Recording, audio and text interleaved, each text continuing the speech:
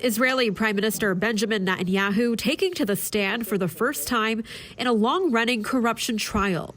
Tuesday, he made history becoming the country's first serving leader to take the witness stand as a defendant in a criminal case. Netanyahu's attorney Amit Haddad began the defense case by categorizing the corruption trial as unfair and presenting his client as a target of a politically motivated attack.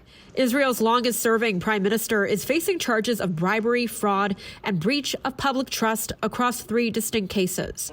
Netanyahu was indicted in 2019 on charges related to receiving gifts from wealthy friends and allegedly attempting to secure regulatory favors for media moguls in exchange for positive coverage, all of which he denies. On the stand today, Netanyahu presented himself as a strong protector of Israel's security, claiming he has withstood pressure from both global powers and a hostile local media. He also took aim at the Israeli press, criticizing it for what he describes as a left-wing bias. In court, he said, "I have been waiting for 8 years for this moment to tell the truth." Meanwhile, outside the courthouse, a small group of protesters gathered, making their voices heard as the proceedings continued. These false allegations were the basis on which the left has expected to remove Prime Minister Benjamin Netanyahu and remove the right from power.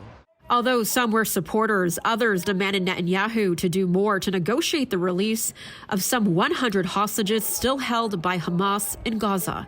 We will remind everyone concerned with this trial that the most important thing is actually to return back and to shed the light on bringing back the hostages. That's the only goal I am concentrating right now. The testimony, scheduled for 6 hours a day, 3 days a week over several weeks, will demand a considerable amount of Netanyahu's time.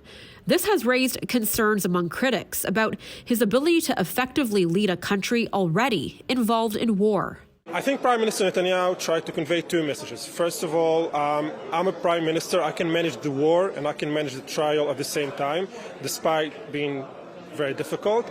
A verdict is not expected until at least 2026, and Netanyahu will have the option to appeal to the Supreme Court.